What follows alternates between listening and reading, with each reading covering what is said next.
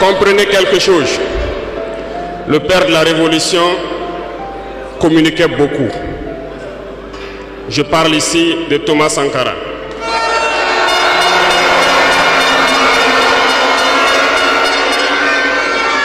Dans l'un de ses propos, il vous disait ceci: l'impérialisme est un mauvais élève. Lorsqu'il est cherché de la classe, il revient toujours.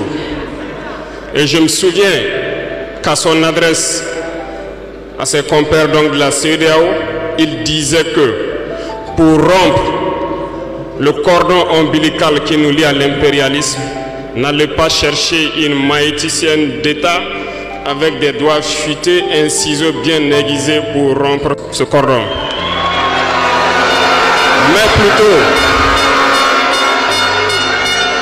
Mais plutôt, il vous faudra un bûcheron robuste avec une hache bien aiguisée pour donner un coup sec et rompre le cordon.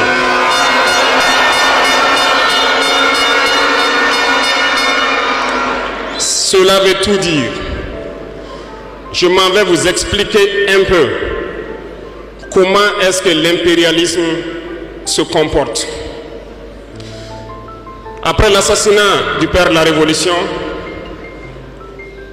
justement, le régime qu'avait voulu l'impérialisme s'est installé. Dans les années 90, vous vous souvenez tous d'un programme qui nous a été imposé, le programme d'ajustement structurel. C'était qu'un plan. Je vous explique. En mettant en place ce programme dans nos contrées, vous avez remarqué au fil des 2 décennies qui ont suivi, toutes nos usines qui étaient en place ont été privatisées. Notre économie a été déstructurée.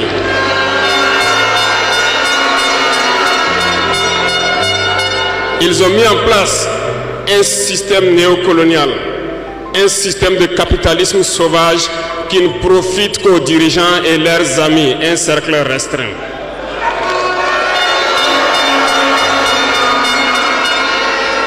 Du côté des forces, ils ont tout fait pour déstructurer nos armées.